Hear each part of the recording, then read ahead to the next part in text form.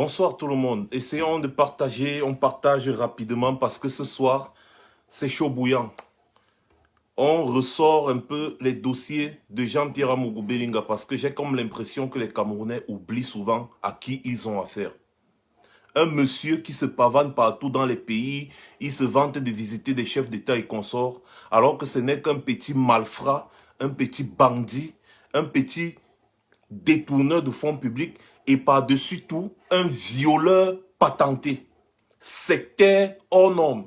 Amougou Belinga, comme il a cherché les problèmes, eh bien, il va l'avoir. Alors, mes chers frères et sœurs, partagez seulement la vidéo tranquillement, tranquille. J'ai voulu lire un article, mais j'ai trouvé un moyen de vous faire écouter, n'est-ce pas, l'article. Donc, dans cette vidéo, je vais vous faire écouter un article, n'est-ce pas, sur la défunte fille de Amougou Belinga. En réalité, Rose Amougou, qui était la fille de la femme de Amougou Belinga, il a pris quand elle avait 4 ans. Et il a commencé à la violer quand elle avait, je pense, 8 ans. Donc, Amougou Belinga a commencé à violer sa propre fille. Parce que quand tu épouses une femme qui a un enfant de 4 ans, tu prends cet enfant est ton enfant. Et donc, il a commencé à violer la petite depuis qu'elle avait 8 ans. Donc, elle a subi 15 ans de viol. Jusqu'à 23 ans, quand elle est décédée, de façon bizarre, elle a subi 15 ans de viol. Donc, mes chers frères et sœurs, on fait au moins aujourd'hui biper tous ceux que vous connaissez de Vision 4, de tous ceux que vous connaissez, les Sardinas que vous connaissez là de Yaoundé, les barons de Yaoundé, bipez-les. Partagez la vidéo aussi jusqu'au fin fond de Ngomzap. Aujourd'hui, on va un peu parler. Parce que chaque jour, on dénonce des choses. Beaucoup de Camerounais ne sont pas au courant parce qu'on ne fait pas parvenir cela jusqu'à leur niveau. Eh bien, notre responsabilité, c'est de dénoncer et votre responsabilité, c'est de partager le message. Alors, en attendant qu'on partage rapidement, moi aussi, je fais mon tour de partage. Je mets ça sur Max Seigneur officiel et après, je vous reviens. Ah, non, non, non, non. Camerounais.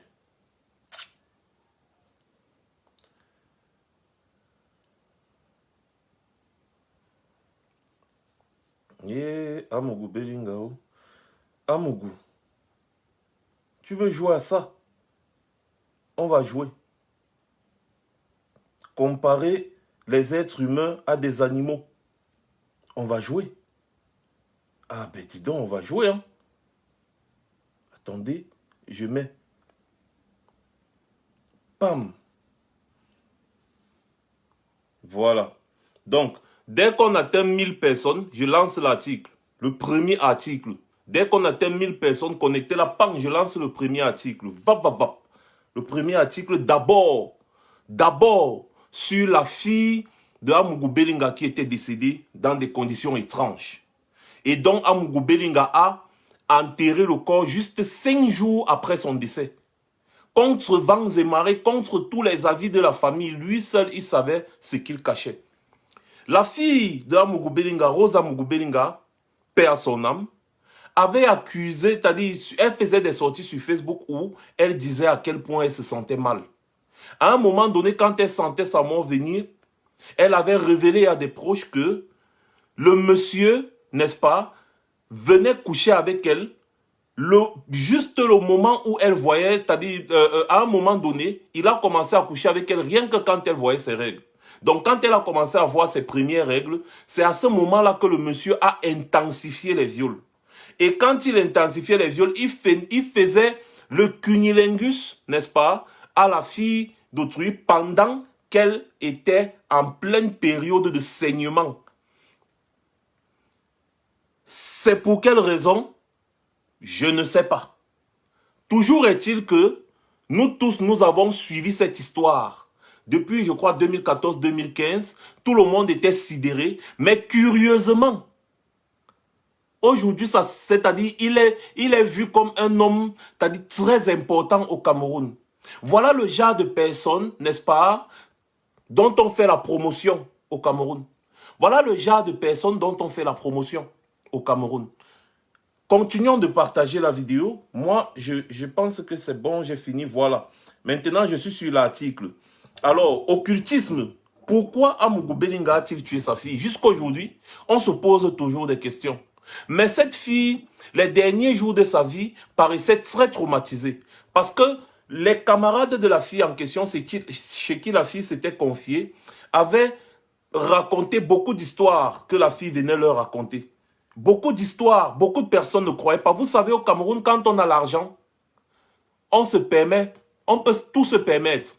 Et comme Amougou Belinga tient les pontes du régime, eh bien, il est intouchable. Quoi qu'il fasse, on ne peut pas le toucher. D'ailleurs, vous aviez vu Amougou Belinga enregistrer un directeur de la police parler des colonels de l'armée, des généraux de l'armée, comme si ce sont ses sous-fifres. Menacer les pontes du régime. Balancer un... Comment est-ce qu'un homme normal peut causer avec des gens, ses collaborateurs, il enregistre les trucs? C'est parce que le monsieur sait qu'il doit les tenir quelque part. Il sait qu'entre eux, ils ont fait trop de fausses choses et qu'il doit les tenir quelque part. Alors, je vois que nous sommes déjà quand même un bon nombre. Encore un petit tour de partage et je lance directement. Voilà. Merci beaucoup les gars. Maintenant, je lance d'abord le premier article. On écoute tranquillement pendant qu'on continue le partage. Et on revient après. Renvoyée par une Camerounaise, ancienne étudiante au Maroc ayant été très proche de la nommée Rosa Mougou, fille de la première épouse d'Amougou Belinga venue en mariage avec cette dernière alors qu'elle n'avait que 0,4 ans et qui mourra dans de conditions troubles il y a 2 ans en provenance du Maroc où elle étudiait alors qu'elle avait été invitée par son père à venir passer un week-end au Cameroun. Dans cet enregistrement audio déjà en notre possession, la jeune Rose Amougou, âgée de 23 ans au moment des faits en 2015, affirme avoir été systématiquement violée par le mari de sa mère Jean-Pierre Amougou Belinga depuis une quinzaine d'années. La pauvre désespérée explique avoir essayé de mettre fin à ses jours à plusieurs occasions, surtout après avoir reçu des menaces de sa propre mère, épouse d'Amougou Belinga parfaitement informée de cette situation mais qui à chaque fois a dissuadé sa fille contre toute initiative visant à dénoncer son mari. Lire aussi Télévision du chassement, mode d'emploi. La jeune Rose Amougou ayant conclu qu'elle n'y pouvait rien révéler dans cet enregistrement avoir subi des menaces de son père qui était allé jusqu'à lui dire qu'il la tuerait de ses propres mains s'il apprenait qu'elle s'était confiée à une personne autre. Elle s'était résolue à vivre avec cette douleur de secret en elle et affirme que ses rares moments d'évasion étaient uniquement ceux passés loin. Déjà 800 partages les gars, on continue 1000, 2000 partages, 3000, 5000 partages comme on le faisait avant. Allons-y, le sujet est trop brûlant. Son père qui ne se privait plus d'entretenir encore et encore des rapports sexuels avec la petite Rose. Lire aussi création d'une région militaire dans la zone anglophone. Mais en août 2015, la petite Rose va découvrir quelque chose qui va définitivement bouleverser sa vie et lui faire prendre de façon ultime la décision de mettre fin à ses jours. La jeune Rose Amougou avait découvert qu'elle était enceinte et l'auteur de cette grossesse n'était autre que le mari de sa mère de père en la personne du sataniste Amougou Belinga Jean-Pierre. Donc, il avait violé sa propre fille jusqu'à l'enceinte. Je vous dis jusqu'aujourd'hui, les conditions de la mort de cette pauvre petite fille, Rose Amougou, paix à son âme, n'ont jamais été élucidées. Jusqu'aujourd'hui, jamais été élucidées. On ne sait pas ce qui s'est passé. Elle est morte comment? Dans quelles conditions? On ne sait pas. Toujours est-il que la petite avait découvert qu'elle était enceinte de son propre père, Jean-Pierre Amougou Belinga. Continuons seulement et faisons péter les partages, les gars. Informé pourtant, l'incestueux de père exigera de Rose qu'elle garde cette grossesse contre sa volonté. Une fois de plus, elle se confiera à sa mère qui n'y fera rien trop concentrée à se soucier de tout le luxe que lui offrait Amougou Belinga. Déçue et déprimée, la petite Rose Belinga avait décidé d'utiliser Facebook comme dernier rempart à ses soucis.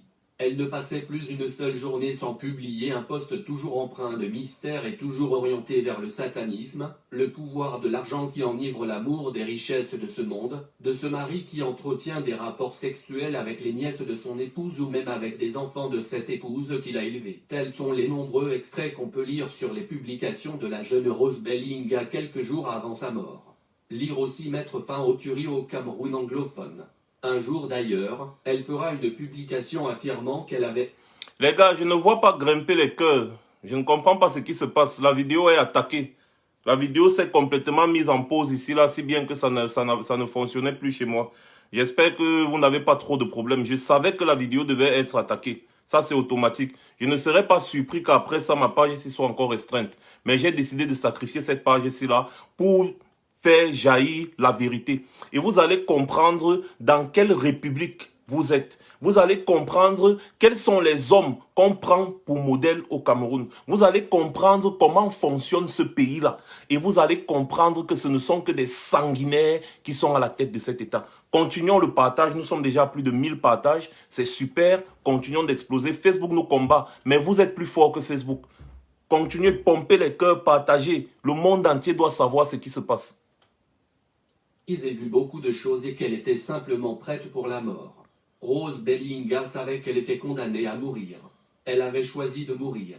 Ces derniers messages hermétiques mettant un accent sur la spiritualité, le privilège des richesses matérielles au détriment des richesses spirituelles qui ramènent l'homme à l'état animal n'étaient autres que des formes d'appel à l'aide. Des appels au secours. Mais personne n'avait vu venir que cette jeune fille se mourait à petit feu. Elle était donc morte. Point lire aussi vidéo pornographique, l'affaire Darasingh Nzali affole la toile. Beaucoup de personnes ne s'expliqueront d'ailleurs pas pourquoi Amougou Bellinga choisira contre toute attente d'inhumer la petite Rose Bellinga seulement 0,5 jours après sa mort alors que toute la famille s'y opposait. Jusqu'à aujourd'hui, personne n'a toujours compris pourquoi est-ce que le monsieur a vite fait d'enterrer sa fille juste 5 jours après sa mort, 5 jours après sa mort.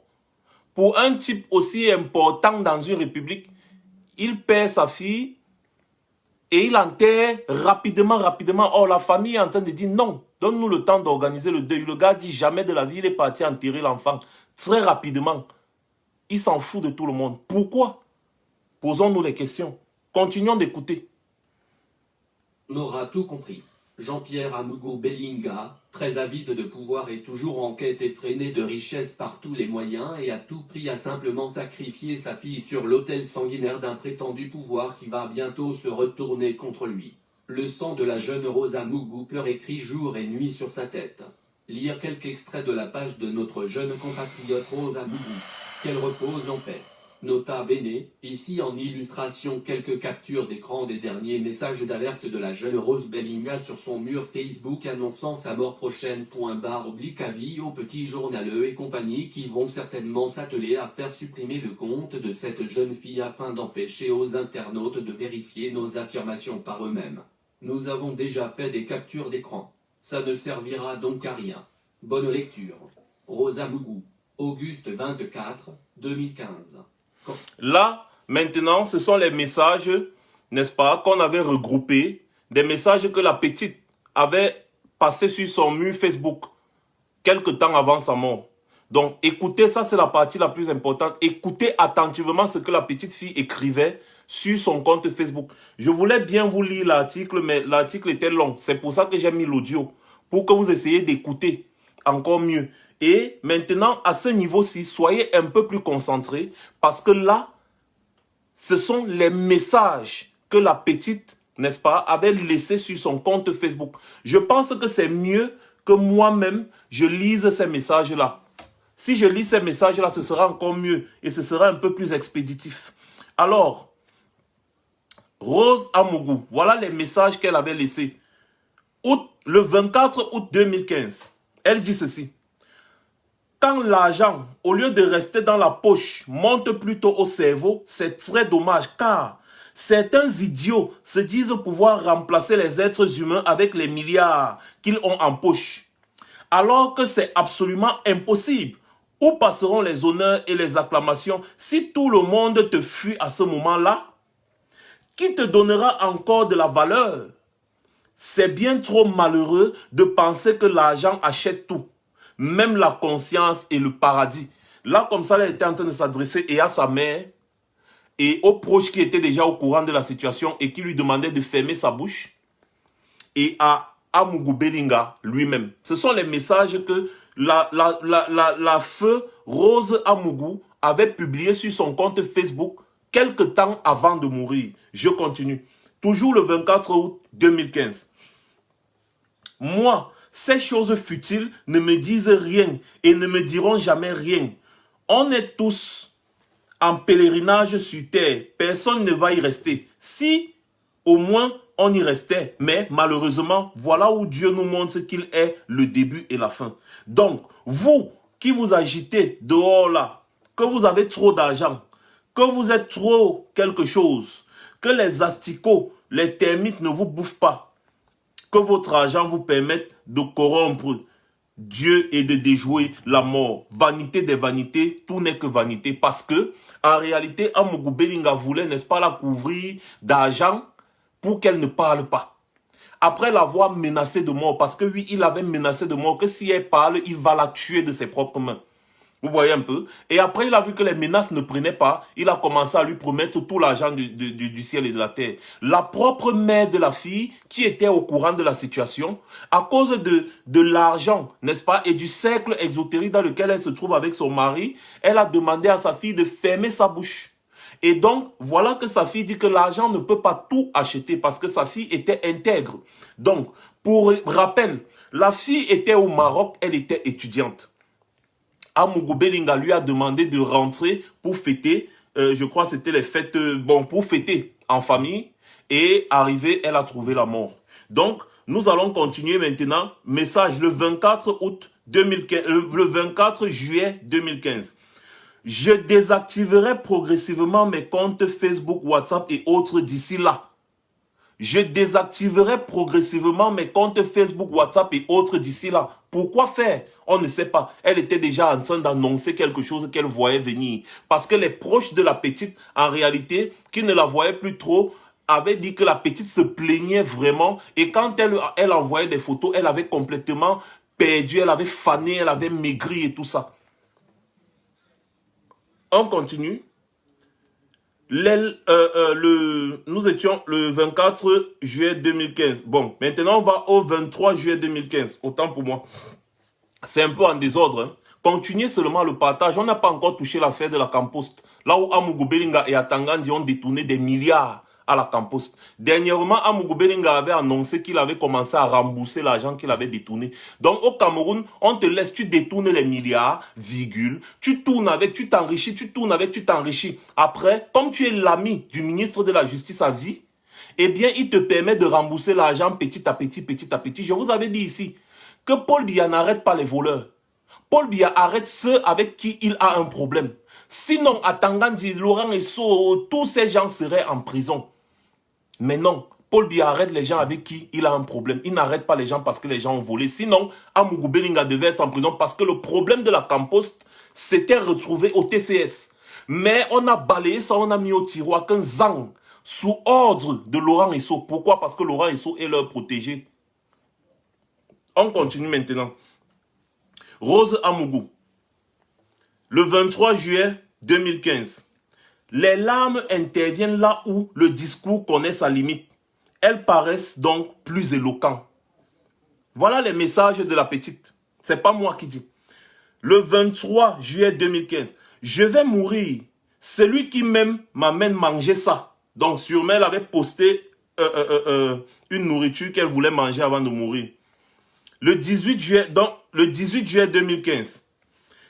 Des excuses à mes proches que je ne peux pas voir depuis mon arrivée. Je suis vraiment mal en point. Ne vous fiez pas à Facebook, c'est du virtuel. J'espère que grâce à Dieu, ça ira mieux. D'ici là, bonne journée et bisous à vous. Donc depuis qu'elle était arrivée au Cameroun, il y a quelque chose qui n'allait pas et elle ne se sentait plus bien. Elle ne se sentait plus bien. Il y avait quelque chose qui n'allait pas. Continuez le partage, les gars. Continuez le partage. On est déjà à plus de 1300 partages. Allons à 2000 partages. Allons à 2000 partages. Que chacun fasse encore au moins 10 tours de partage, les gars. On continue. Les vampires qui sont là au Cameroun, on les prend pour exemple alors que ce sont des criminels en puissance. Donc, continuons. Le 16 juillet 2015. Pitié, où trouver ceci? C'était des sushis qu'elle avait postés. Dans Yaoundé, je n'en peux plus, je suis très sérieuse, merci à vous. Je vais manger cette photo si ça continue. Bref, elle était tellement enfermée qu'il y a beaucoup de choses qui lui manquaient. Je vais continuer de lire rapidement et puis vous allez aussi vous faire votre idée. Alors, le 12 juillet 2015, l'homme de ma vie, celui-là à qui je dois tout, mon père d'amour, ces moments passés au village, malgré le deuil que nous traversons, nous a encore plus soudés. Pas seulement lui et moi, mais la famille entière. Ça fait du bien de renouer avec la nature, le stress et les petites dépressions sont vraiment passées. Donc, elle parlait là certainement de son père biologique. Donc, maintenant, on continue. Où sont passés vos visages? Vous qui me faites des demandes d'amis, donc là, c'est des messages... Merci, ceux et celles qui m'ont soutenu près de l'eau. Vous n'avez pas idée de pouvoir et des paroles. Elles agissent encore plus vite que les médicaments. Merci beaucoup. Donc, quand on regarde bien, c'est qu'elle était enfermée et elle était malade. Elle souffrait vraiment. Donc, restons positifs, même si la vie nous impose certaines épreuves qui s'avèrent insurmontables. Une autre nuit blanche maintenant, je vais essayer de dormir. Retenez ceci, le mal n'est pas toujours, excusez-moi, spectaculaire. Il mange à ta table, dort dans ton lit. Le mal n'est pas toujours spectaculaire. Il mange à ta table et dort dans ton lit. 4 avril 2015. Seigneur Dieu, je me repens de tout péché. Fais de moi une élue du ciel. Accompagne-moi tout au long de ce pèlerinage qui est la vie sur terre, et de grâce, renforce mon esprit de discernement. Éloigne-moi des mauvaises influences qui me détournent du chemin qui mène vers toi. Donne-moi l'humilité que je n'ai jamais eue. Amen. Bonne fête de Pâques à tous et tout ça. Encore malade, qu'est-ce qui m'arrive même cette année? Toujours chercher à savoir, celui qui vit dans l'ignorance meurt comme un animal. Je sais maintenant, je suis prête. Je vais mourir. Celui qui m'aime m'amène manger ça. C'était son dernier message. Toujours chercher à savoir, celui qui vit dans l'ignorance meurt comme un animal. Je sais maintenant et je suis prête. Donc, en réalité, elle a su de quoi elle souffrait.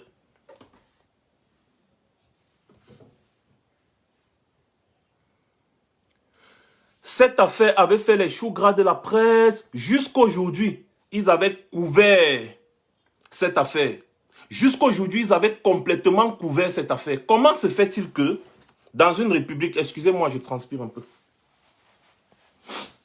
Comment se fait-il que dans une république, un homme peut violer sa propre fille adoptive? Sa fille, c'est sa fille. Parce que c'est la fille de sa femme. Il a pris cet enfant, elle avait 4 ans.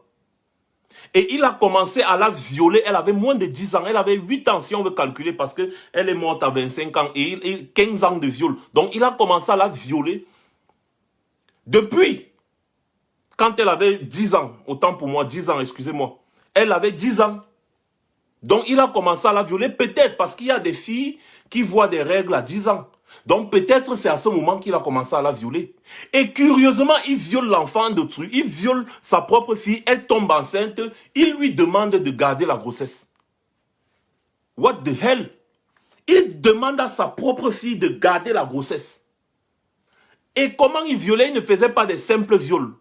Il la violait beaucoup plus et régulièrement selon le témoignage de sa copine quand elle était en période de saignement. Et à cette période-là, pendant qu'elle saignait, c'est à ce moment-là que le gars venait lui faire du cunnilingus. C'est-à-dire, il léchait son vagin. Il léchait son vagin. Ce sont des témoignages. Et cette affaire-ci, ce n'est pas moi qui le dis. Je ne l'ai pas inventé. Ce sont des témoignages qu'on avait récoltés à l'époque. Il y a eu des articles de presse. Il y a eu des émissions télé. Il y a eu des témoignages chauds bouillants. Il y a eu les camarades de la fille qui ont témoigné de tout ce que la fille leur avait raconté. Donc, quand il violait la fille, lorsqu'elle ne saignait pas, il partait, il faisait seulement vite, il quittait. Mais lorsqu'elle saignait, à ce moment-là, il passait au moins 1 à 2 heures sur elle à lécher ses menstrues. À lécher ses menstrues. Et voilà le genre d'individu, n'est-ce pas, qu'on présente comme exemple au Cameroun de Paul Biya. Voilà les satanistes.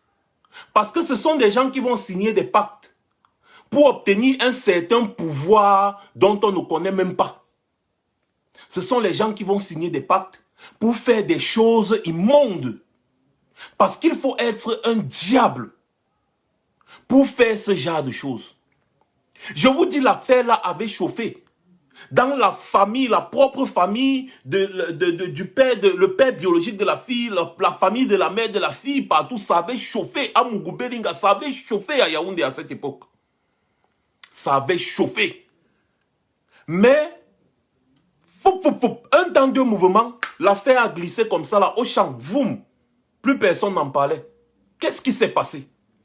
Amougou Belinga a le pouvoir. Amougou Belinga a l'argent. Amougou Belinga tient les pontes du régime. Amougou Belinga fait le chantage à qui veut, quand il veut et comme il veut. Et personne à Yaoundé, en l'état actuel des choses, ne peut parler fort à Amougou Belinga. Pourquoi? Je vous avais dit ici, parce que Amougou Belinga est un blanchisseur d'argent. Quand on dit blanchisseur d'argent, c'est quoi? C'est que vous voyez les ministres là, les directeurs là, certains généraux, les hommes de la police et consorts, quand ils font des coups où ils pillent l'argent de l'État, ils vont donner à Amougou Belinga qui va réinvestir ça dans son milieu. Et comme ça, là, ça va leur permettre, n'est-ce pas, de cacher leur argent. C'est comme ça là que les gars fonctionnent. Et dans beaucoup de pays, ça se passe comme ça là, où quand vous voyez, il y a des fémans, quand il a l'argent, pour qu'on ne sache pas qu'il a volé, même les braqueurs, quand il a l'argent, on ne sait pas qu'il a volé, il va toujours injecter ça dans quelque chose. Donc c'est ce rôle que Amougou Belinga joue avec les pontes du régime de Yaoundé. Affaire de la Camposte, on n'en a pas fini avec lui. Affaire de la Camposte, continuons le partage. Affaire de la Camposte maintenant.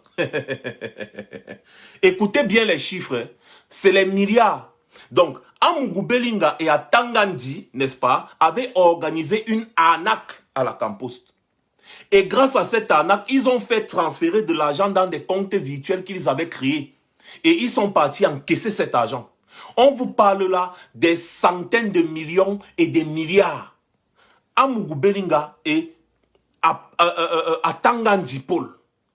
Et du coup, quand l'affaire, le scandale a éclaté, le dossier a été déposé sur la table du tribunal criminel spécial. À cette époque-là, Atangandi était chargé de mission à la présidence de la République. Donc, il jouait aussi la couverture. Parce que vous savez, il y a un cercle là.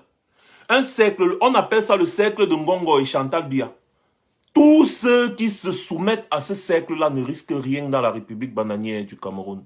Je dis que tous ceux qui sont soumis au cercle Chantal Biya et Ngongo ne risquent rien dans la République bananière du Cameroun.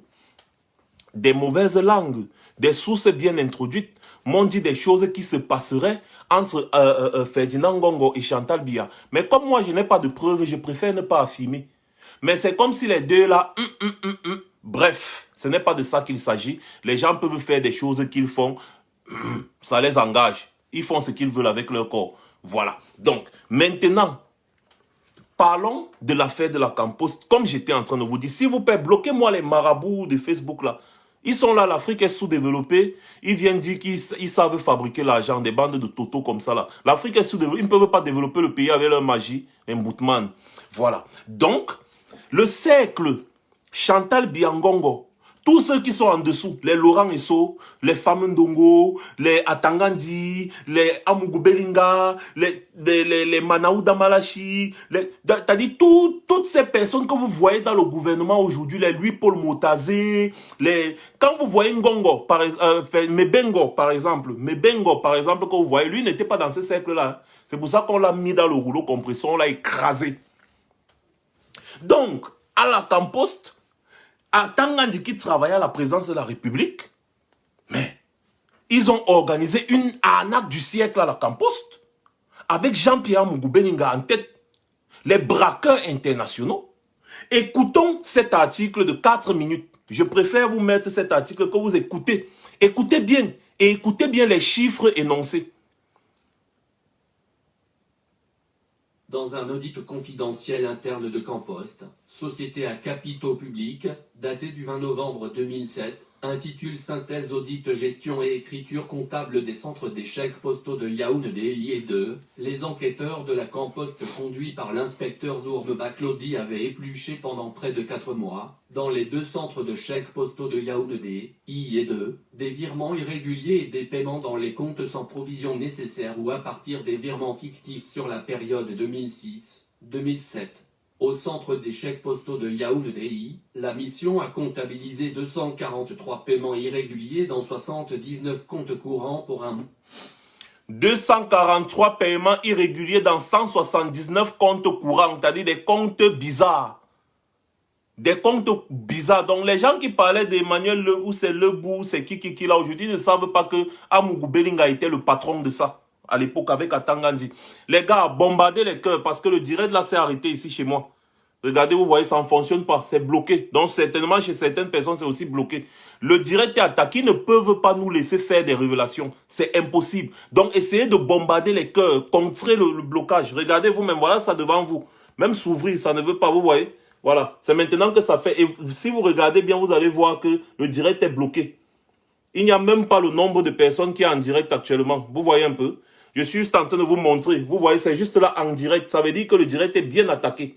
Donc, essayez de partager et bombarder les cœurs. Il ne faut pas qu'on coupe notre live parce que ils ne veulent pas qu'on parle. Bombardez les cœurs et partagez.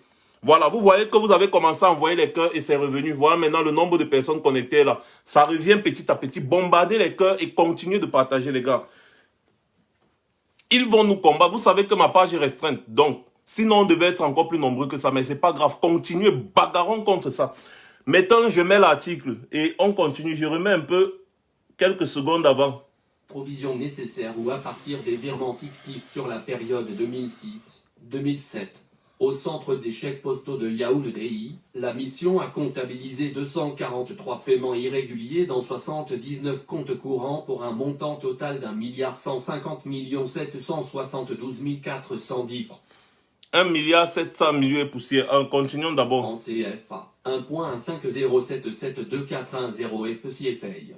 Enregistré 144 paiements d'un montant total d'1,064,223,910 francs CFA, 1064,223,910 FCFA, réalisés sur la base des crédits fictifs dans 14 comptes courants et 99 paiements d'une valeur de 86 548 500 francs CFA, 86,548500 FCFA, effectués dans 65 comptes sans provision.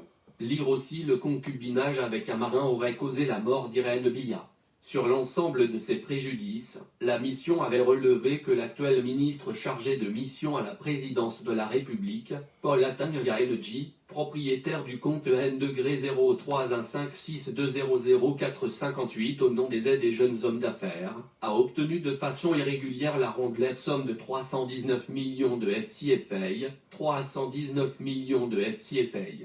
Le rapport de cet audit révélait que Jean-Pierre Amougou Bellinga a encaissé frauduleusement, via 13 comptes logés à la CCP, la somme de 620, 3 803 535 frais CFA, 623,803535 FCFA.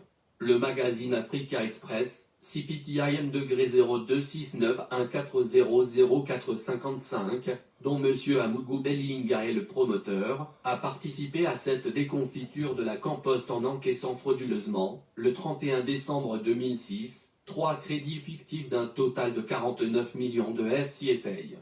Voilà pour les transactions financières indélicates au centre des chèques postaux de Yaoundé. Au CCP2, les auditeurs internes de Campost avaient constaté un préjudice négligeable de 488 588 525 FCFA.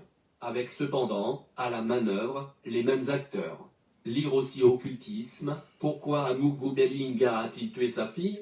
Rétro. Les comptes des établissements Universal World, CPTIN degré 100200430 et satellite SARLFM, CPTIN degré 10020020754, appartenant à Jean-Pierre Amougou Bellinga, avaient été frauduleusement crédités de 21 316 000 FCFA et de 49 983 282 FCFA.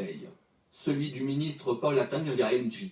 CPTIA le degré 100200240 avait reçu pour sa part la rondelette somme de 150,550.000 FCFA. Donc, en l'espace de quelques mois, les comptes du ministre Paul Atanga NG et Jean-Pierre Amougou Bellinga avaient été frauduleusement crédités respectivement de 469,55 millions FCFA et de 695 102 817 FCFA. De ce compte. Donc, un a reçu plus de 600 millions de francs CFA dans son compte et l'autre a reçu plus de 400 millions de francs CFA dans son compte. Frauduleusement. Donc, les gars étaient en train de jouer avec l'argent du Cameroun. Et la Campost, c'était l'argent de l'État qui fonctionnait là-bas. Hein. Les gars, voilà, le direct c'est encore bloqué. Vous voyez, c'est bloqué, c'est calé. C'est bloqué là. Essayez encore d'envoyer les cœurs. Vous voyez bien qu'ils sont en train de nous combattre. Si c'est bloqué chez moi, c'est bloqué chez beaucoup de personnes aussi. Ils sont en train de nous combattre sérieusement. Envoyez les cœurs parce que les signalements sont très massifs. Voilà. Donc, en réalité, ils ont déjoué plus de 1 milliard et poussière. Par exemple, je vais un peu regarder un autre article rapidement là, où on peut globaliser cette somme, par exemple. Et puis, vous allez voir que ces gars, la mission du consul encore sévère l'endroit de Paul Atanga et Jean-Pierre Amougou Bellinga, que les constats faits par les auditeurs internes de Campos il y a 6 ans, par exemple, des sources pro du dossier, les virements réguliers et les paiements dans les comptes sans provision nécessaire ou à partir des virements fictifs dans les centres des chèques postaux, ont mis en lumière des malversations financières estimées à 7 milliards de francs CFA. Donc, Jean-Pierre Amougou Bellinga et Atangandi, n'est-ce pas, ont détourné à la Campost 7 milliards de francs CFA, de l'argent du contribuable camerounais.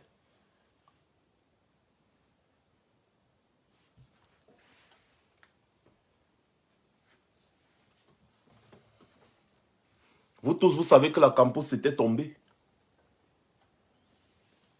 Donc l'affaire avait été portée devant le TCS. Laurent Esso, ministre de la Justice, s'est juré que tant qu'il est ministre de la Justice, Jean-Pierre Amougou Bellinga sera libre. Vous connaissez le tribunal criminel spécial. Ils ont condamné les Mendozé, ils ont condamné les Mebengo, ils ont condamné tout le monde. Mais Jean-Pierre Amougou Bellinga et Atangandi sont toujours dehors. Et pourtant, les faits sont avérés. Il y avait eu un audit. Des inspecteurs c'est-à-dire, ils ont travaillé, ils ont vérifié dans les comptes de la Campos, ils ont vérifié toutes les malversations financières et il s'est avéré que Amougou Bellinga et Atangandi ont détourné à eux deux plus de 7 milliards de francs CFA. Plus de 7 milliards de francs CFA, c'est des articles, c'est là. Hein? Parce que beaucoup de Camerounais ne connaissent pas ce qui se passe dans leur pays. Vous pouvez aller lire sur Google parce que prenez souvent la peine d'aller fouiller. C'est sur Google. Je n'invente rien. C'est là. C'est des articles qui sont là depuis. Et des articles qui ont été publiés plusieurs fois à plusieurs endroits. Là, c'est un article de l'Œil du Sahel. L'Œil du Sahel, vous connaissez que c'est un journal camerounais qui continue de fonctionner jusqu'à présent. Donc, les gars, c'est encore bloqué. Regardez, c'est bloqué, c'est bloqué. Envoyez les cœurs, bombardez les cœurs, les gars. Ne les laissez pas nous bloquer notre direct là parce que ces gens n'aiment pas la vérité.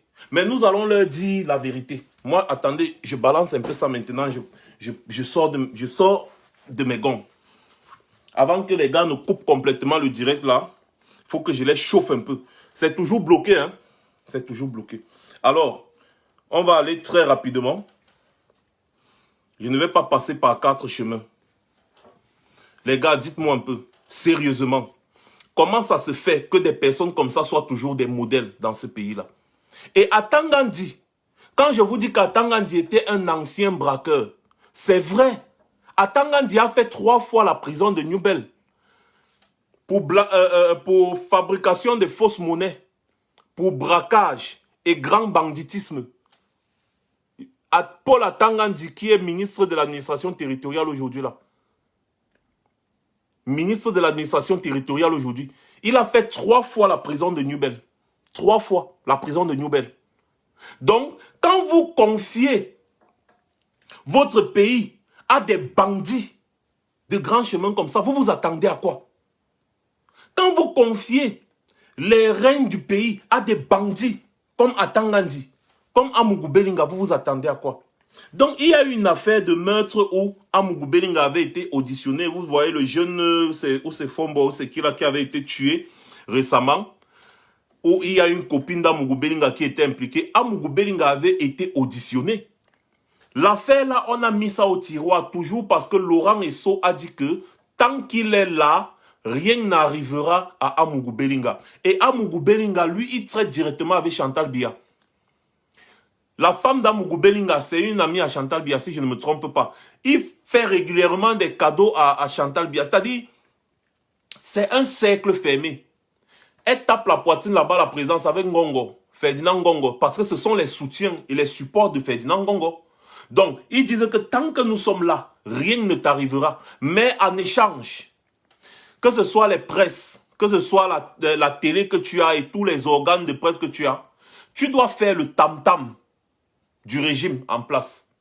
C'est pour ça que vous voyez cette télévision, Vision 4, Vision 1000 collines, peut prôner le tribalisme, peut prôner le génocide anglophone, peut prôner la haine tribale.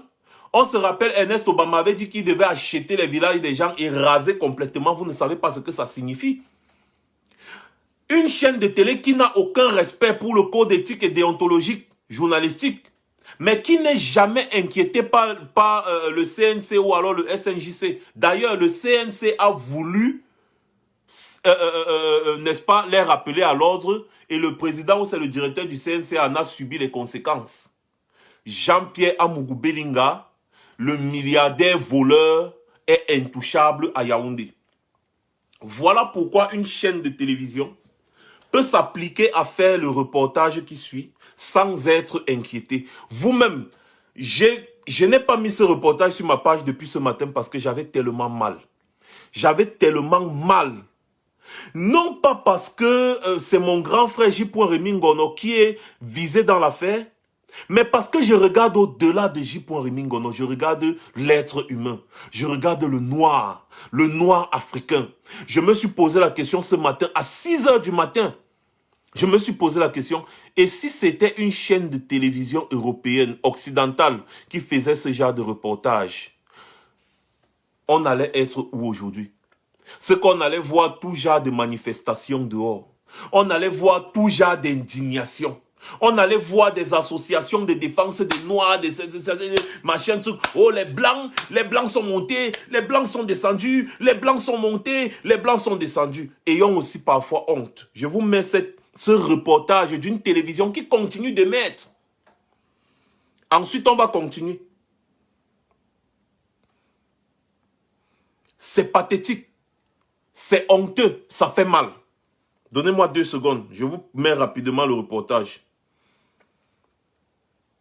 C'est incroyable. Et je pense que pendant que je suis en train de fouiller le reportage, chacun d'entre nous ici se doit de boycotter cette chaîne de télé au plus haut point. Chacun d'entre nous ici se doit de télécharger cette vidéo-là et d'envoyer à toutes les ONG qu'il connaît. Chacun d'entre nous ici se doit de tout faire pour que Télé Sud, dans lequel Amougou Belinga a versé son argent, ne fonctionne jamais. Comme ça, il va perdre son argent. Au crépuscule du village Tigmimban, au lieu dit Ekumdum, dans l'arrondissement d'Akono. C'est dans cette forêt qu'est né en 1968 Rémy Ngonombong.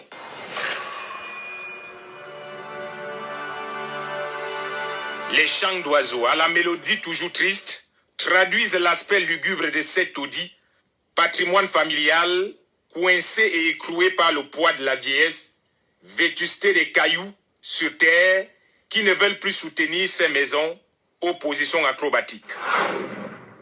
Pour y entrer parfois, il faut adopter la morphologie de l'Homo erectus qui nous rappelle l'époque de l'âge de la pierre taillée.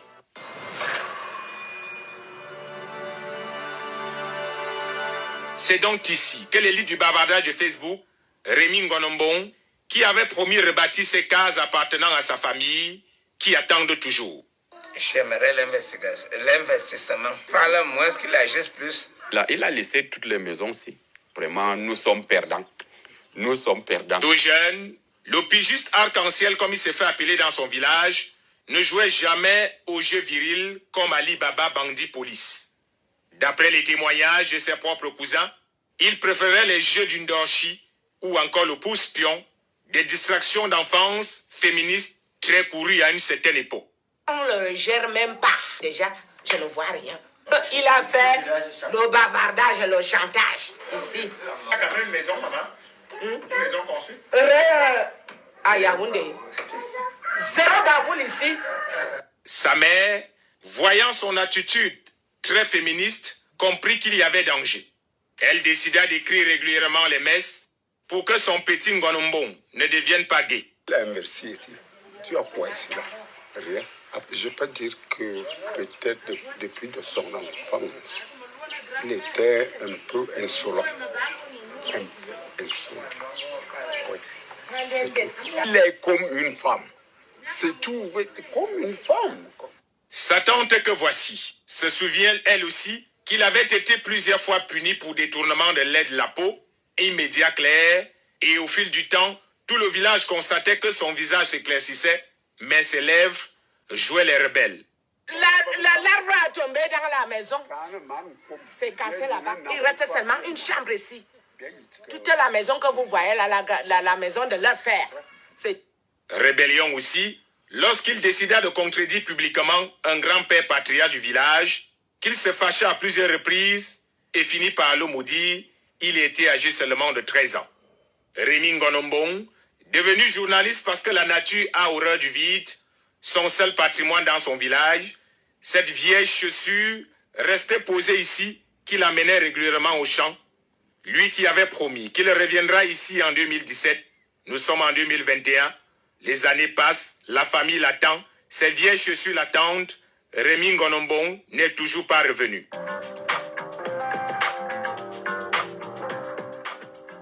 Tout petit, certains de ses frères que nous avons rencontrés redoutaient déjà pour lui un destin à la Bruce Jenner, ce champion olympique devenu Kathleen Jenner par la force de la technologie. Zéro comme un homme qui s'est pris comme un morceau de bois, qui, à force d'avoir passé beaucoup de temps dans l'eau, a fini par croire qu'il deviendrait un crocodile.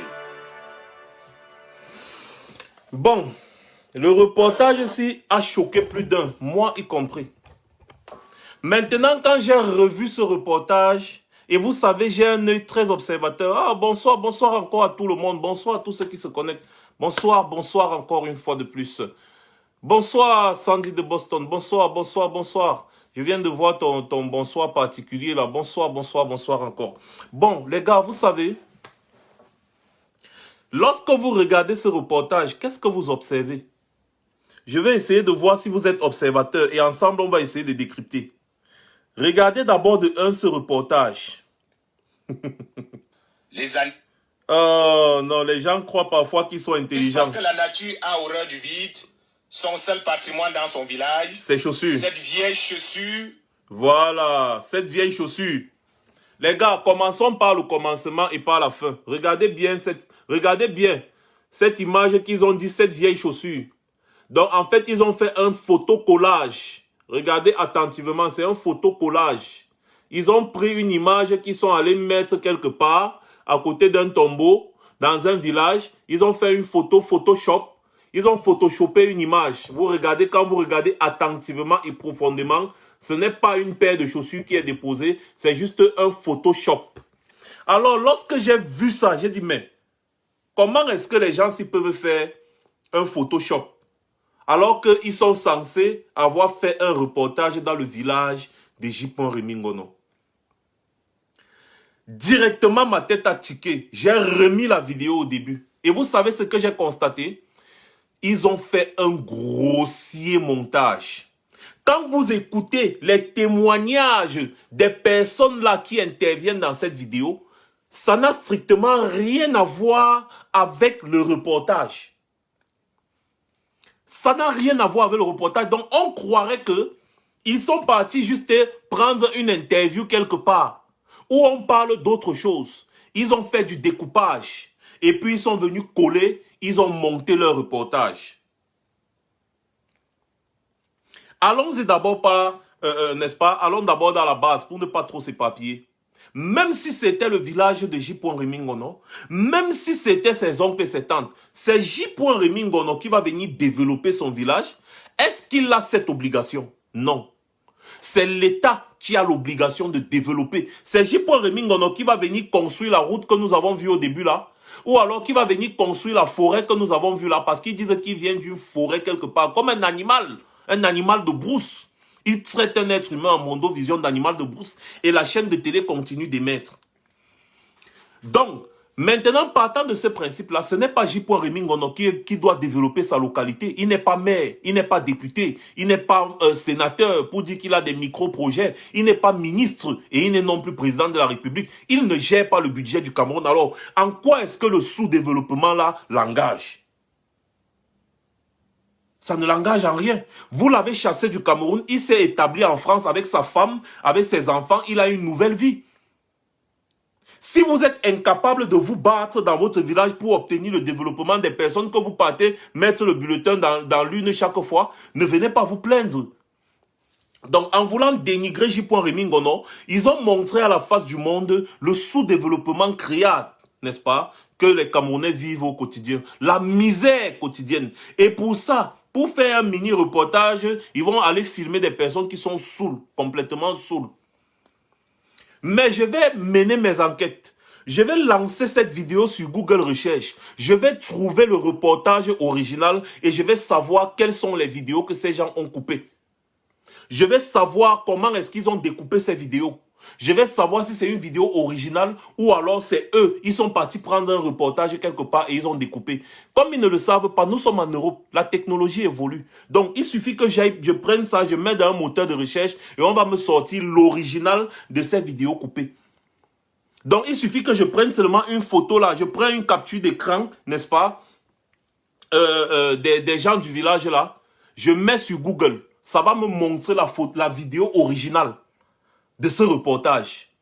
Parce que quand vous regardez bien, vous regardez l'attitude des personnes qui disent avoir interviewé et qui parlent de J. Rémy Ngono, en réalité, ces personnes ne parlent pas de J. Rémy Ngono. En fait, ces personnes ne savent, on ne sait pas de qui ces personnes parlent. Parce que c'est complet, c'est-à-dire leur comportement est complètement à part, n'est-ce pas, du reportage. Ils sont complètement ailleurs.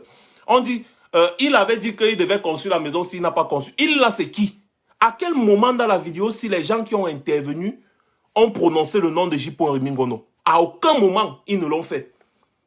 Et regardez bien, ils prennent leur voix pour mettre sur le reportage. Oh, il était féministe, il était machin. Mais qui dans la vidéo a dit qu'il était féministe? Il était efféminé. Qui dans la vidéo a dit que J. Rémy Ngono était efféminé? On peut très bien parler là d'une autre personne.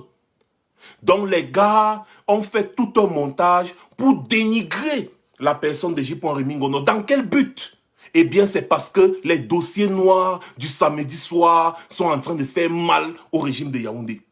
J. Rémy Ngono a touché le point sensible de ces voleurs de la République. Laurent Esso, Amougou Belinga, ce sont eux qui sont derrière cette cabale médiatique.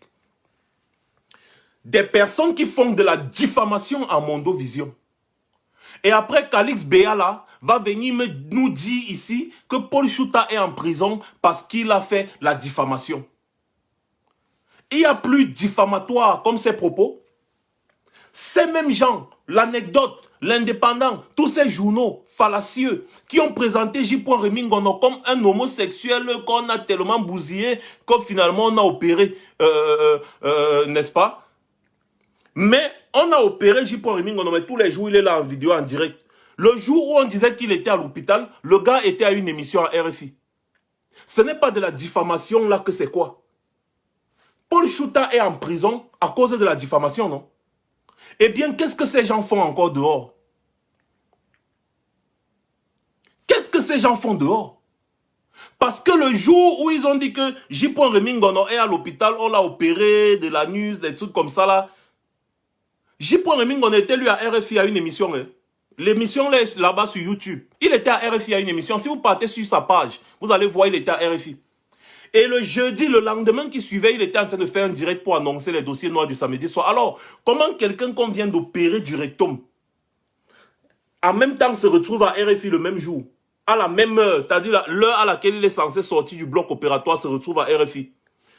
Le lendemain, il se retrouve à RFI, il fait une émission de plus d'1 heure de temps. Hein. Le lendemain, il est là en train de faire un direct. Le samedi qui suit, il fait encore le direct. Ce n'est pas la diffamation là que c'est quoi? Parce que les propos ne sont pas... Ils n'ont pas fait des propos, ils n'ont pas supposé. Si on peut dire des propos suppositoires, je ne connais plus le français. Ils ne sont pas dans la supposition.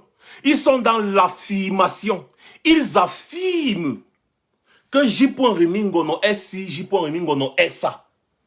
Ils affirment. Je vais encore vous remettre le reportage. Maintenant que je vous ai donné ces indices, vous et moi, regardons encore ce reportage et dites-moi si vous-même, vous n'avez pas fait cette observation. Ensuite, on revient.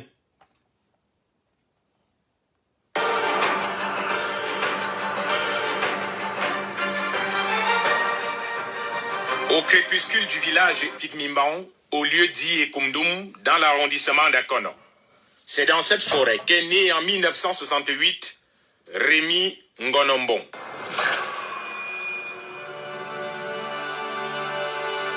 Les chants d'oiseaux, à la mélodie toujours triste, traduisent l'aspect lugubre de cet taudis, patrimoine familial, coincé et écroué par le poids de la vieillesse, vétusté des cailloux sur terre, qui ne veulent plus soutenir ces maisons aux positions acrobatiques.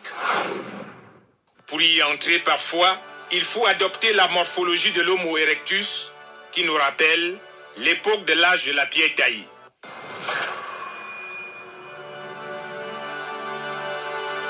C'est donc ici que l'élite du bavardage de Facebook, Rémi Ngonombong, qui avait promis rebâtir ces cases appartenant à sa famille, qui attendent toujours.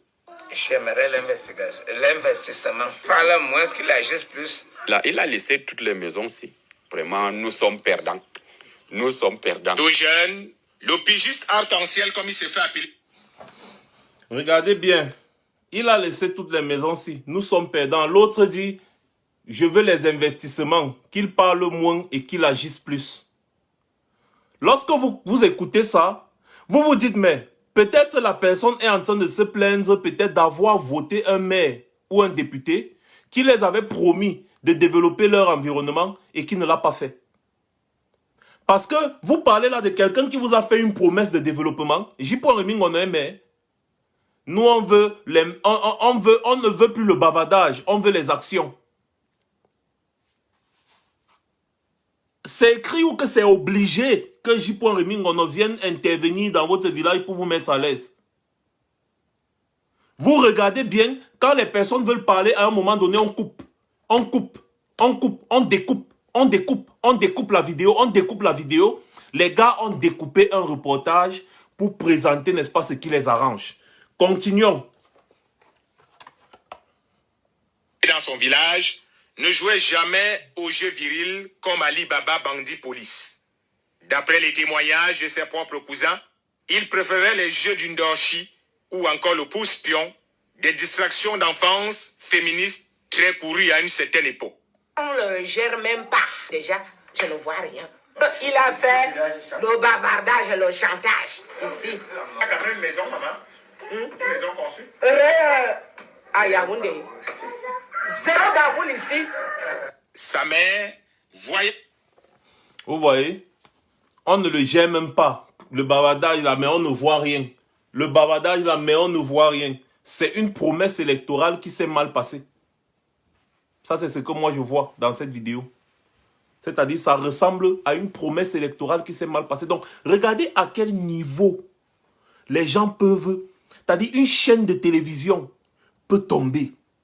Regardez à quel niveau ils peuvent tomber, plonger dans la diffamation.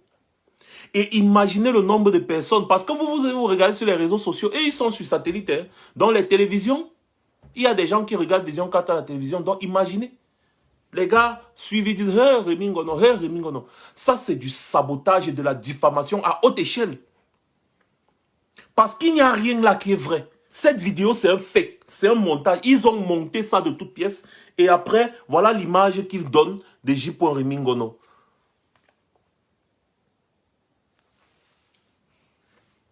Ils le traitent d'animal. Avec l'introduction de la vidéo, ils disent que c'est dans cette forêt qu'est né le Rémi Ngonombon. Machin, truc patati patata.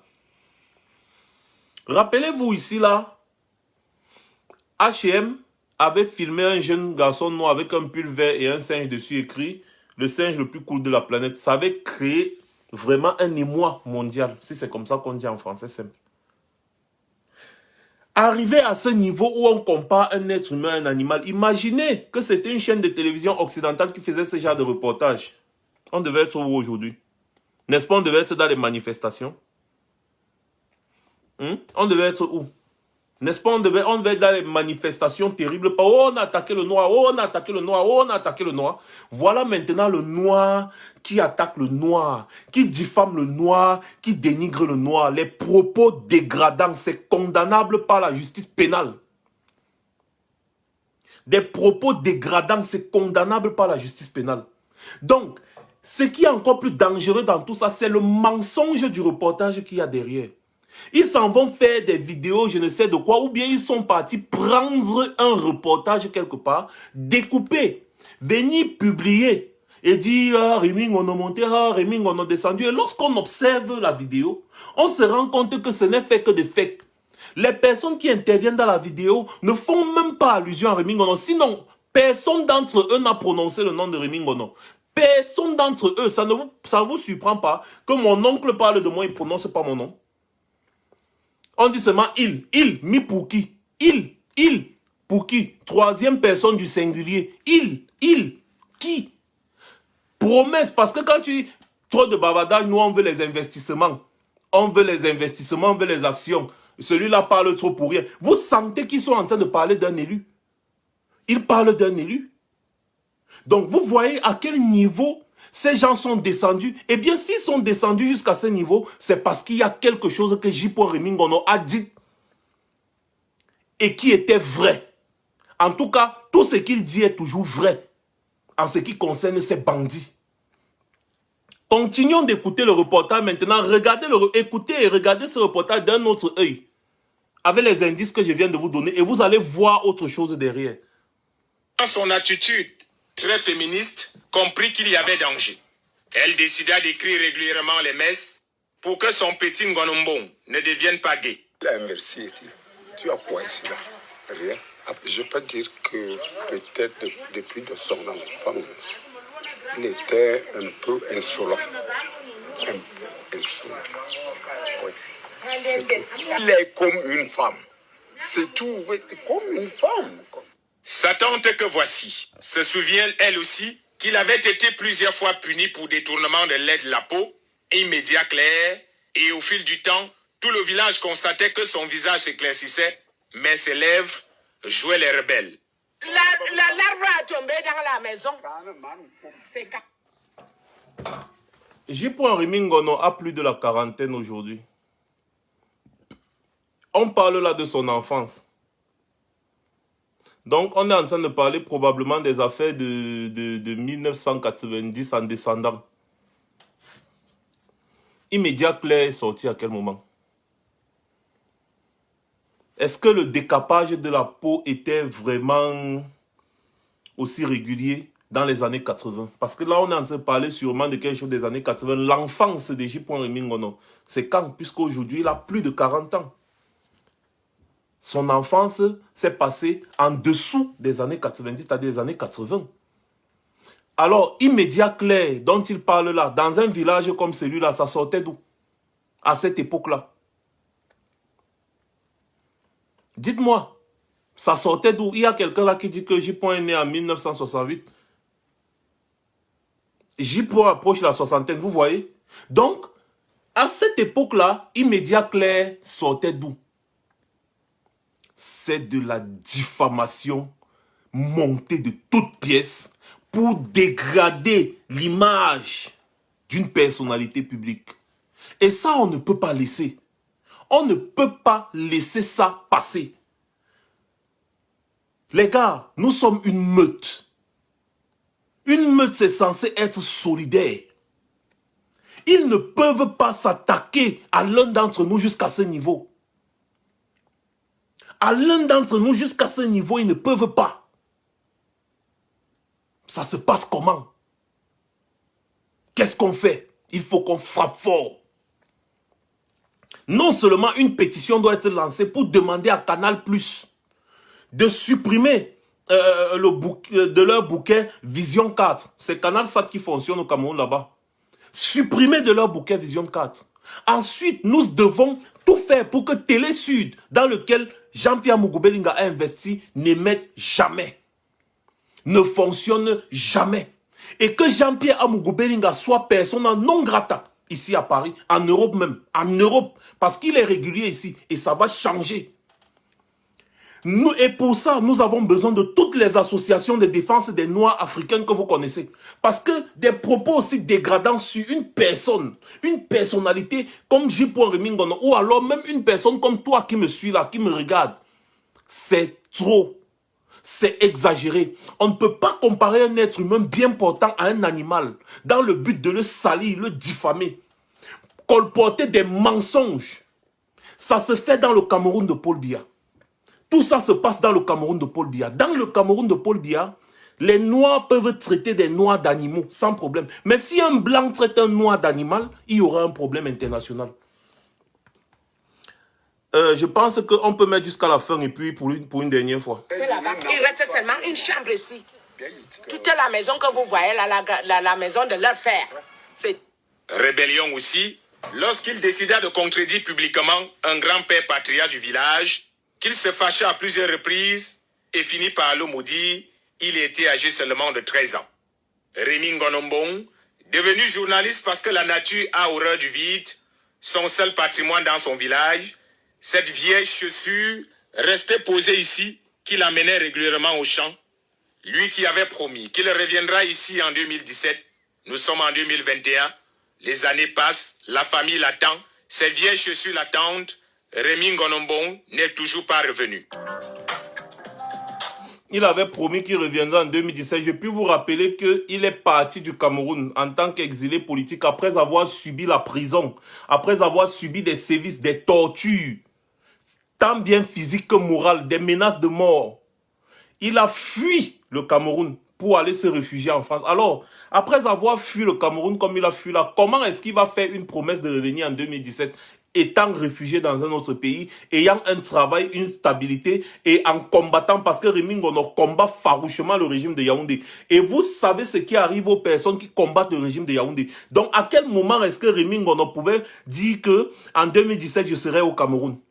En 2017, je vais partir au Cameroun, connaissant sa position dans cette lutte. Parce que nous, on dénonce le régime Biya depuis quand même 2016 et tout ça. Mais lui, il dénonce depuis le Cameroun. Il a fait la prison à plusieurs reprises. Et il est parti du Cameroun à cause de ce qu'il a subi au Cameroun. Le régime Biya étant toujours sur place, quand il est arrivé en Europe, il a accentué la lutte. À chaque fois qu'il pouvait prendre la parole, il démontrait par A plus B que le régime Biya était un régime moribond et sanguinaire. Et il ne mâchait pas ses mots. Alors, à quel moment est-ce que J. Rémi Ngono va dire aux gens, en 2017, je serai là, pendant que Paul Biya est toujours au pouvoir? De l'ignominie. Et pour finir, ils ne sont même pas intelligents. Parce que s'ils étaient intelligents, ils allaient fouiller dans le village là. S'ils étaient vraiment partis même dans ce village, je crois, ils allaient fouiller dans le village là, prendre une paire de chaussures quelque part, et déposer quelque part et filmer. Ça pouvait quand même, on pourrait dire que bon. Et je puis vous rassurer que les gars de Vision 4 n'étaient même pas dans le village là. C'est pour ça que je dis que je suis sûr que ça c'est un reportage qui parle d'autre chose. Parce que si les gars de Vision 4 étaient dans le village là, ils allaient se filmer eux-mêmes avec le micro. Ils allaient se filmer en train d'interviewer les gens. Vous avez vu les gars de Vision 4 interviewer les gens dans ce reportage là? Non. Il a juste déposé sa voix quelque part. Eux-mêmes physiquement n'étaient pas là. Vous connaissez comment ces gars aiment la caméra. Alors, est-ce qu'ils peuvent faire tout un déplacement pareil pour aller filmer le village de J. et ne pas se filmer eux-mêmes avec le micro? Ou alors se filmer eux-mêmes et dire, voilà les gars, voilà, vous voyez, je suis comme... Ils allaient dire, je suis comme ça là dans le domicile où J. Rémi Ngono a grandi. Je suis comme ça avec l'oncle de J. Rémi Ngono. Il se place à côté de l'oncle. Là, comme ça, on va quand même sentir qu'il parle à côté de l'oncle et l'oncle accepte. Donc, même si l'oncle ne prononce pas le nom de J. au moins l'oncle a accepté que oui, Il dit, je suis à côté de l'oncle de J. Remingono. Il m'a raconté, c'est comme ça qu'on fait un vrai reportage. Donc ça, c'est déjà du fake. Vous faites un fake pour dénigrer un être humain, pour chercher à le salir, descendre son image. Mais vous avez menti, vous avez franchi le Rubicon. On va vous traiter. Il y a un petit zouave là qui dit que, il s'appelle, c'est Bruno Bidjan. Pour moi, c'est un petit tentama. C'est-à-dire, pour moi, ce genre de personne n'existe pas. C'est un petit moribond là. C'est-à-dire, lui ne m'intéresse pas. Nous, c'est-à-dire, on doit traiter son patron. Comme ça, là, son patron va apprendre qu'on ne fuck up pas comme ça, là. On doit le traiter parce qu'on sait que celui-là, ce n'est qu'un sous-fifre. C'est son patron qui l'a envoyé. Et comme il est bête, on le tient. Il est obligé de faire tout ce que son patron veut. Ernest Obama est parti de Vision 4. Jean-Pierre Mugubelinga a voulu lui faire... le gars a fait le chantage à Jean-Pierre Mugubelinga parce qu'il tient à Mugubelinga. Il le tient avec des enregistrements, avec des... Il le tient. Le problème Ernest Obama à Mugubelinga s'est réglé à la présidence par Ferdinand Ngongo. Il le tient. Il tient à Mugubelinga par les couilles. Voilà un pays qui est dirigé par des satanistes. Je vais vous demander ici, là, mes chers frères et sœurs, n'est-ce pas, d'envoyer 1 millier de cœurs. Envoyez 1 millier de cœurs. Et nous allons faire 1 minute de silence. Pendant les 1 minute de silence, on envoie seulement 1 millier de cœurs en mémoire de notre chère maman, la toute première dame du Cameroun et celle qui demeure digne et noble, maman Germaine Ahidjo. Donc, je vous demande ici d'observer 1 minute de silence. J'aurais dû commencer ça au début du live, mais j'étais trop chaud bouillant. Il n'est jamais trop tard. Balancez les cœurs pour maman Germaine Ahidjo déjà. Avant que je ne parle de son cas, nous allons faire 1 minute de silence. Merci.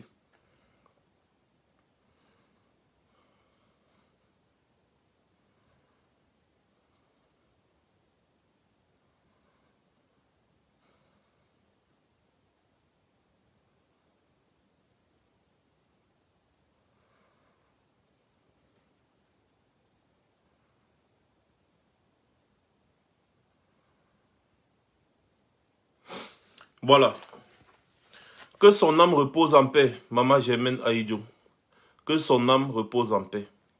Malheureusement, aux dernières nouvelles, elle sera enterrée à Dakar, auprès de son mari.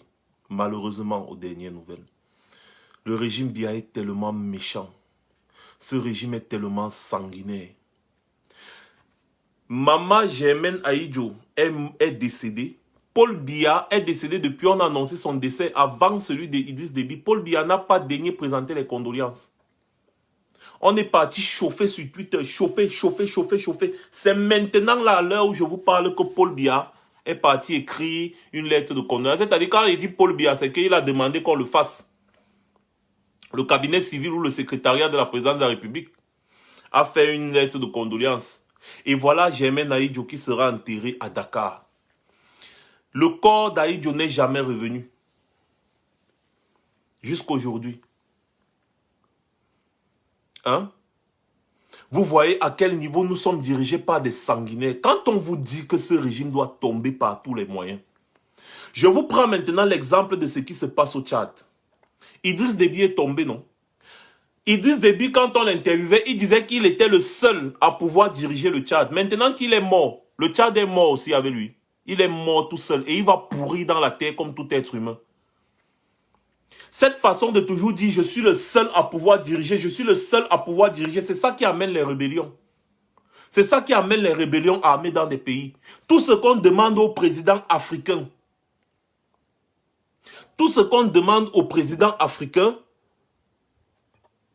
c'est de développer leur pays et de promouvoir l'alternance. C'est-à-dire que quand ton moment arrive, ton mandat fini, ne te représente plus pas. Fais 2 mandats maximum, tu pars, tu laisses une autre personne venir faire un peu, on voit aussi. Après, tu peux revenir. Mais non, ils disent toujours, c'est moi seul, c'est moi seul. Le voilà qui est mort, non? Il est mort, cadavre, à terre.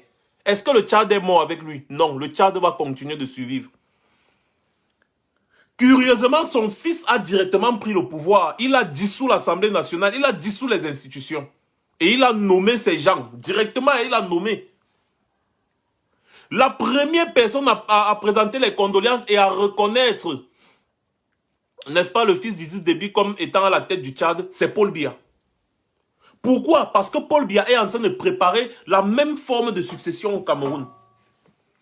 On nous a dit, de sources sûres, que si Paul Biya est confirmé mort aujourd'hui, qu'il a fermé l'œil 15 ans, la personne qui va prendre le pouvoir là va dissoudre le Sénat, dissoudre l'Assemblée nationale, prôner un conseil de quoi, comme c'est en train de se passer au Tchad. C'est comme ça que ça va se passer au Cameroun si on laisse faire. Et l'affaire que vous entendez, les franquistes là, c'est en train de prendre de l'ampleur au Cameroun. Restons là, on dort. On dit que non, machin. Franck Biya est en train de se préparer à prendre le pouvoir par succession. Parce que Ngongo, ça a été déjoué. Maintenant, il passe à autre chose. Pourquoi? Parce qu'il faut mettre quelqu'un du cercle pour continuer de sauvegarder les intérêts, perpétuer la lignée. Les gens qui ont Mougoubelinga, des visions, tout ça, ils sont en train de travailler dans ça. Nous n'allons pas les laisser faire. À Mougoubelinga, on doit le toucher dans son portefeuille. On doit le toucher parce que les hommes comme ça, là, ils n'aiment pas perdre de l'argent. On doit le toucher. Les satanistes comme ça, là, qui sont là au pays, ils sont en train de se pavaner partout comme des exemples. On doit leur montrer que nous, le peuple, nous sommes plus forts que tout ça.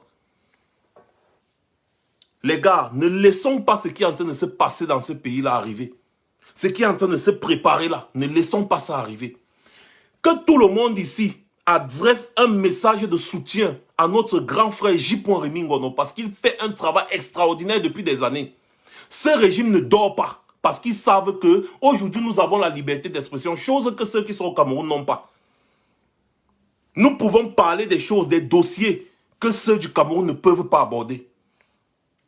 Alors, il faut qu'on donne encore plus de tonus et de courage à J. Rémy Ngono pour qu'il continue le travail qu'il est en train de faire. Parce que son travail paye. Si son travail ne payait pas, on n'allait pas se casser comme on se casse là, monter tous les faux qu'on monte là pour le dénigrer. C'est parce que son travail paye. Il touche là où ça fait mal. Il tchouk en plein dans le fémur. Donc chacun doit non seulement lui apporter un message de soutien, mais aussi nous devons nous organiser pour descendre les intérêts financiers de Mougoubelinga et de tout son groupe, l'anecdote là. Ils vont voir qu'on ne s'attaque pas à un enfant du peuple libre. On ne s'attaque pas à un enfant du peuple libre. Ils vont voir le voirâtre. Les gars, si vous pensez que la pétition est une bonne chose, nous allons lancer une pétition et nous devons avoir autant de signatures que possible pour que Vision 4 n'émette plus dans les bouquets CanalSat. Le Tchad nous apprend que nous devons arracher le pouvoir à Biya et préparons-nous à arracher ce pouvoir. Seule la lutte libère. La liberté ne se donne pas, elle s'arrache. Et pour arracher cette liberté, il faut oser. Parce que oser, c'est exister. Passez une bonne soirée. C'était Max Seigneur Ivoire. Je reviendrai bientôt pour d'autres dossiers.